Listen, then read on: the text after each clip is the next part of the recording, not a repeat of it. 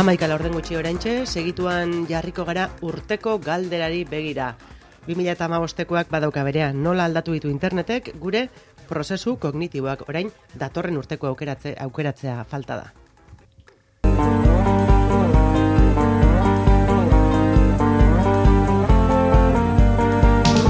Hamabostean behin Eusko Ikaskuntzaren bisita izaten dugu Amaraunean, eta horri esker ari gara ezagutzen bai Eusko Ikaskuntza bera, eta baita erakunde horretan ari diren ikerlarien lanak ere, Arantxartza. Bai, eta gaur beste pauso bat gehiago egingo dugu Eusko Ikaskuntza ezagutzeko bide horretan, eta entzuleoi erronka ere botako dizuegu, zuen galdera proposa dezazuen lehen Nagorek aurreratu duen bezala.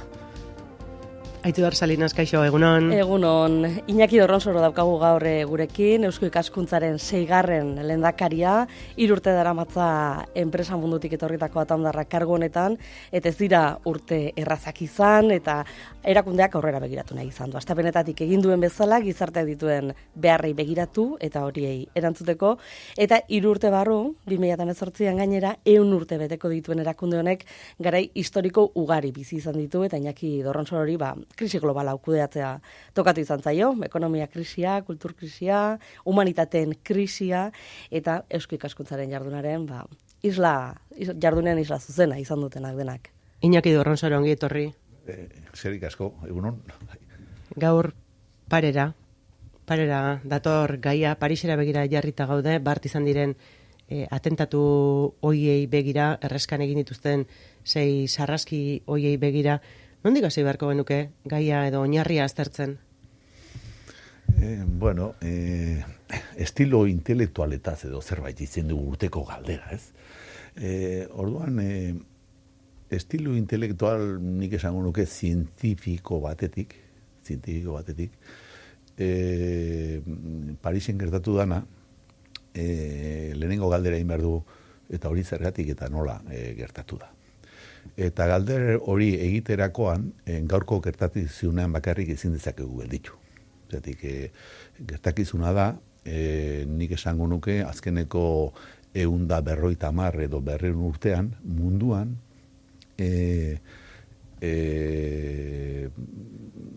gertatu diran hainbat eta hainbat iniziatiba, hainbat sarraski, eta sarraskien artean jokalari nagusiak Europako, eta ni hor sartzen naiz, Europako estatuak protagonista nagusiak izan direnak.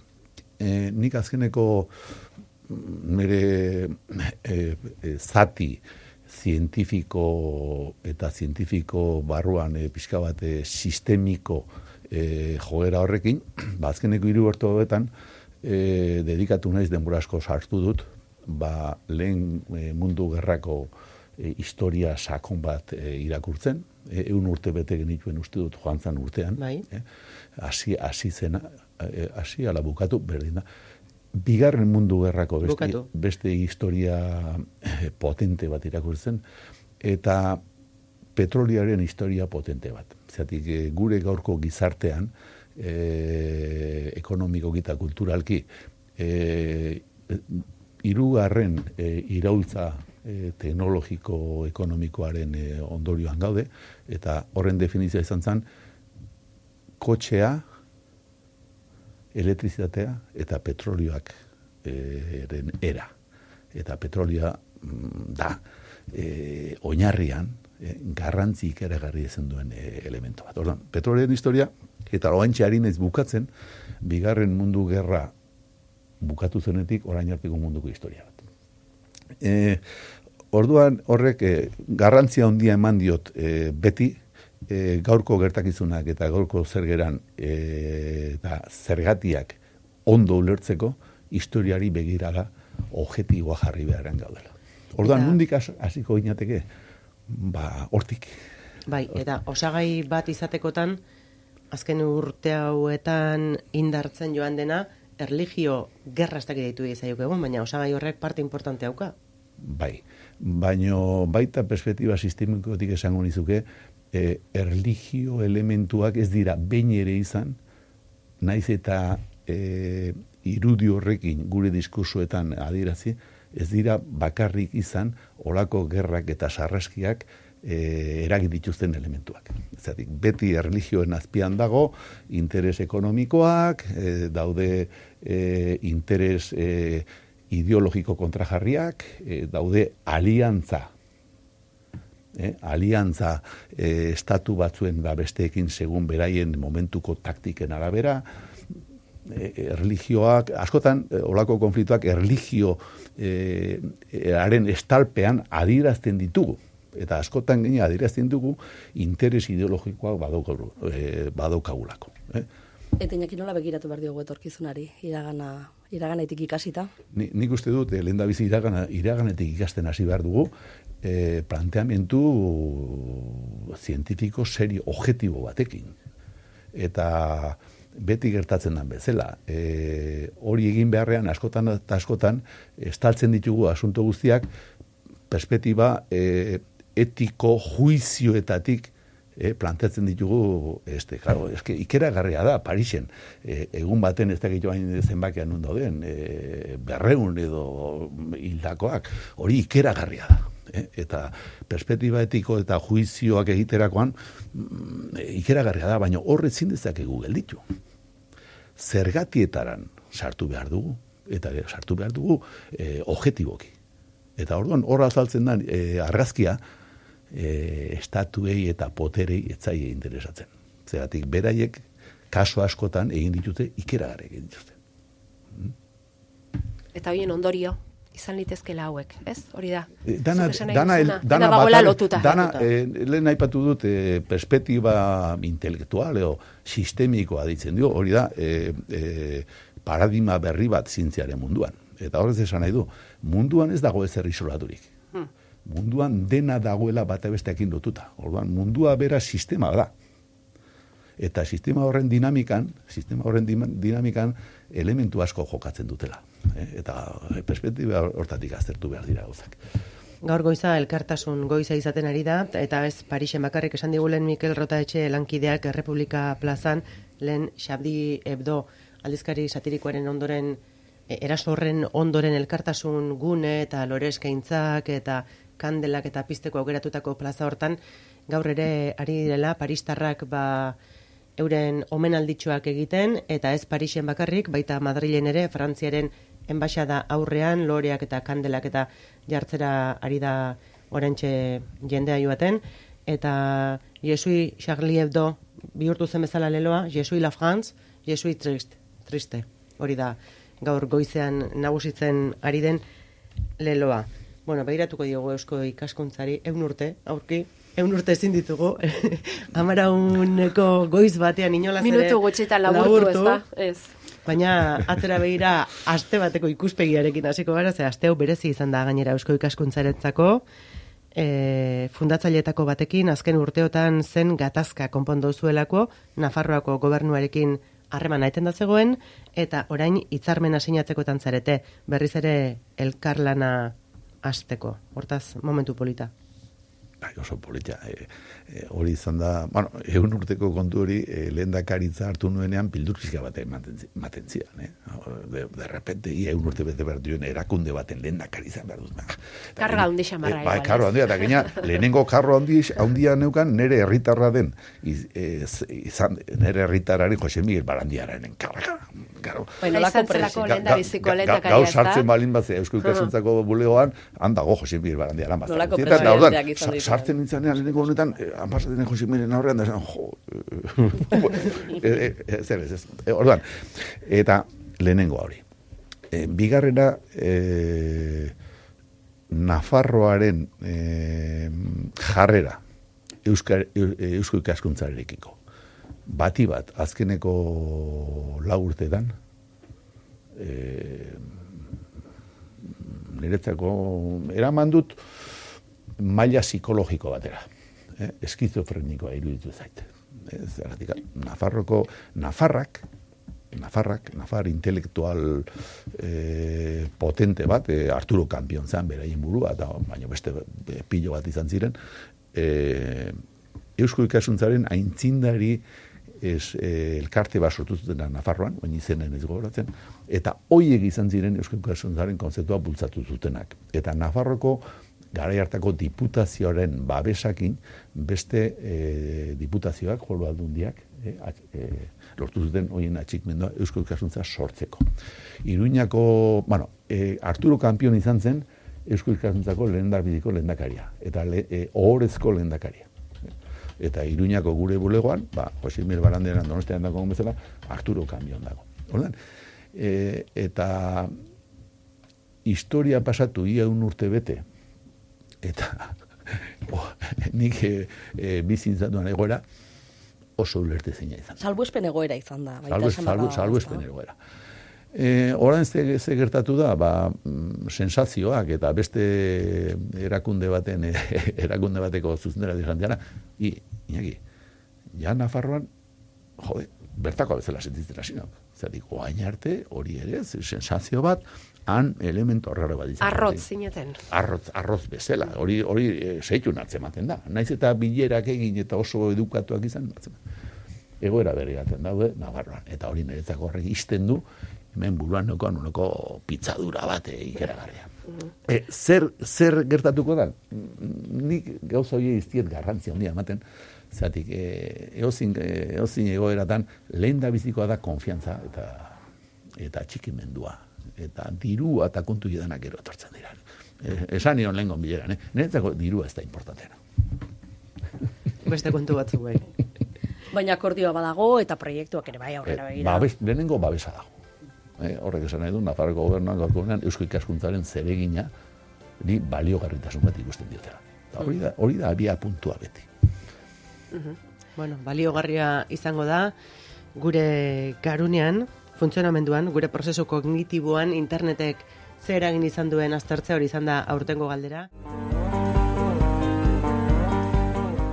Ari ginen Eusko Ikaskuntzako gure lankideekin, Iñaki Dorronsoro, presidente etorri zaigun hontan, 100 urteko ibilbide luze hori aipatu du, Jose Miguel Barandiaranek egiten zion itzala dozainen txiki sentitzen zen, bere argazkia ikusita naiz eta gero garbi geratu zaigun, Eusko Ikaskuntzak garaioi eta aurrera begiratzeari, eta baita gizartea ulertzeko beharrezko gakoak izateko ere ekarpen importante egiten duela, eta horretan ari zarete, orain ere, datorren urteko galdera egiteko proposatuz jendeari. Zer da datorren urteko galderaren kontua? Hoi da gure pixka bat ubitik irtetze momentu hontan lehen da bizi abian jarri dugun ekimen bat, oso polita.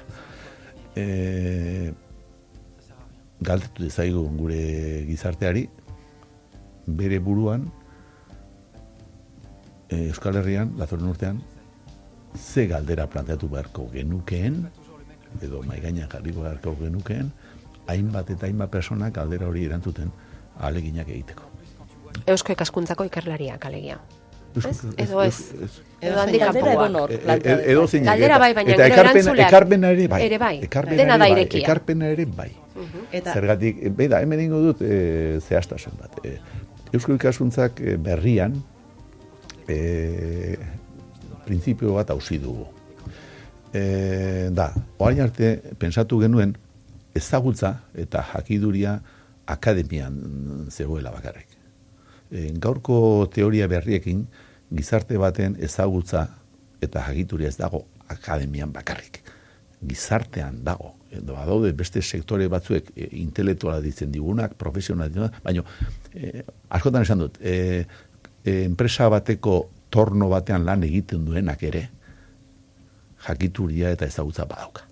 Orduan, Eusko Ikaskuntzak hor, konzezio horrekin lan egin behar du. Orduan, erantzuna akademikoak, intelektualak, profesionalak, langileak, irikia da. Hortaz, horregatik hasi guzue bidea kontrara, ez da? Jendearen galderak... Claro, hori, lehenengo pentsakera hori, pixka bat gainditzeko, abia puntu bezala, abia puntuak hausi egin barritut. Eta orduan, edo zinik galdetzen digure. Hori bai, izan dugu urte honetan galdera bat martxan, oso prozesu polita izan da, oso emaitza positiboak eman ditu, eta horrek aurrera begirako, bultzada eman ditu urteko galderari. Oso pozik gaude, azkenean izango dira 21 ekarpen, galdera da serioa, Nola aldatu ditu internetek gure prozesu kognitiboak, hori da galdera. 2015koa. Gure prozesu kognitiboak, estilo intelektuala, hori da asunto bat, hitza oso komplikatua da, prozesu kognitiboak, estilo intelektuala. Nola, azkenean da, nola... Atzeko zaurera esan dezakego, nik lehen periodikoa letzen nuen eta orain pantailan bakarrik ikusten dut.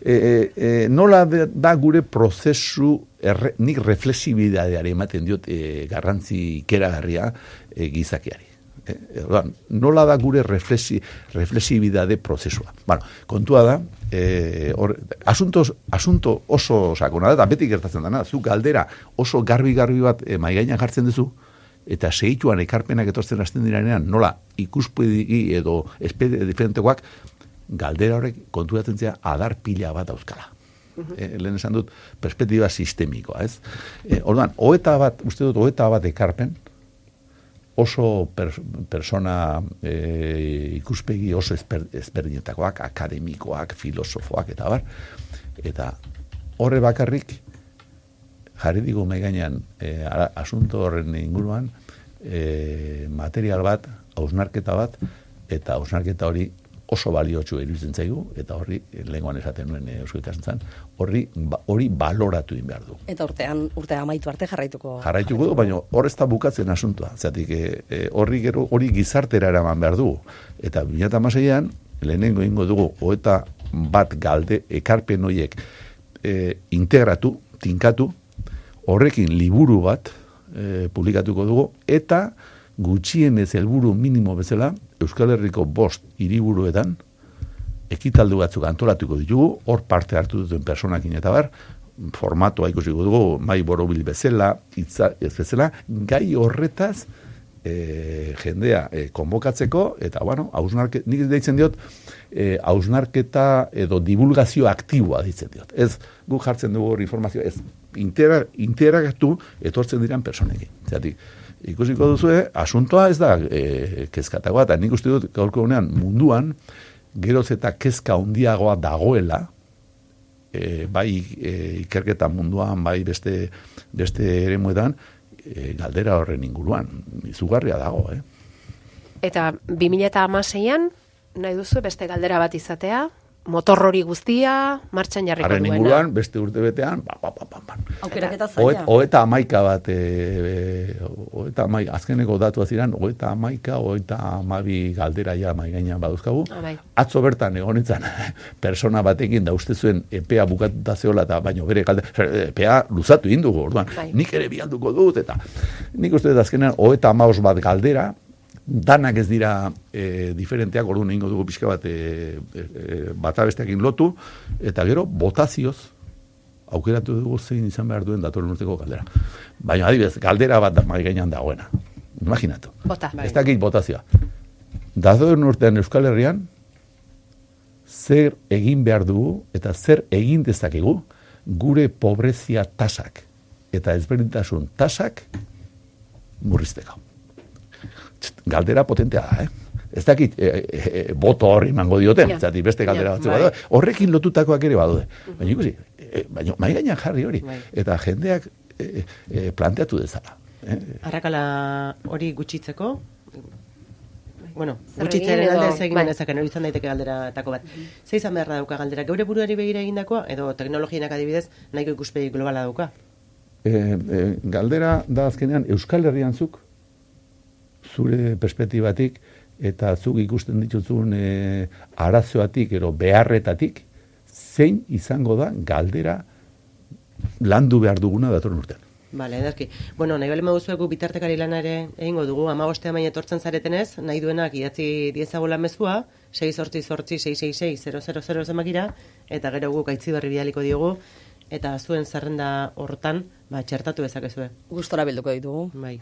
Gure helburua da ahalik eta zabalena izatea abia puntutia. Gero ikusiko dugu zer. Iñaki, esan duzu momentu batean, ubitik ateratzen ari garen onta, baina guk esango genuke dagoeneko odol transfusioa ere zuentzat eginda zaudela, eta auspotuta ere bai. Eta ilusioz, bai. Baina lehendakaritza berezia izan da, ez da? Lehendakaritza bakoitza baditu bere berezitasunak, eta zureak ere bai. Bai. Oso berezia izan da. Berezia krisi ekonomiko, bueno, gu ez gera salbuespen bat, Euskal Herrian krisi ekonomiko famoso honek enpresari eragindik eragarri. Igual eusko ikaskuntzari baino gehiago. Krisi momentu bat, krisi ekonomikoak eragindako egoera bat tokatu zait. Baino beste toki batzuetan bestela gertatzen da bezala, krisi ekonomikorek azaleratu dit eusko ikaskuntzaren hori baino sakonagoa zegoela. Bere funtsezko ereduaren ez egokitzea Euskal Herriaren gizartearen eta Euskal Herriko sistemaen aldaketa hor ez egokitzea. Eta gaina deskubritu nuen saiakera batzuk egon zirela eta egon direla garai batzuetan eta saiakeroak beti kajoian edo gelditu direla. Ordan krisi sakona, bere funtsezko ereduaren krisia. Eta aldaketearekiko ez egokitzapen bat. Eta, claro, hori erantzun bar. Krisi ekonomiko azkenean oso gogorra izan da, jendeak kaleratu behar izan dugu, baina hori hemorragia modu batean moztu dugu. Bestea sakonagoa da, gogorragoa da, eta bestea irtenbide bat emateko galdera izan da. Gaurko egunean eusko ikaskuntzaren zeregina betetzeko Euskal Herrian badago eremuen bat posible dena eusko ikaskuntzak berriz ere bere galdera hori izan da.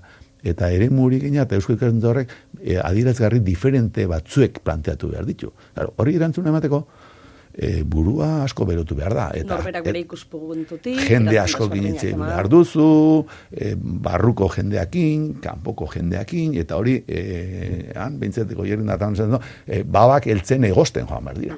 Gure... Ikusten duzunean hori da askatasunik eragarria.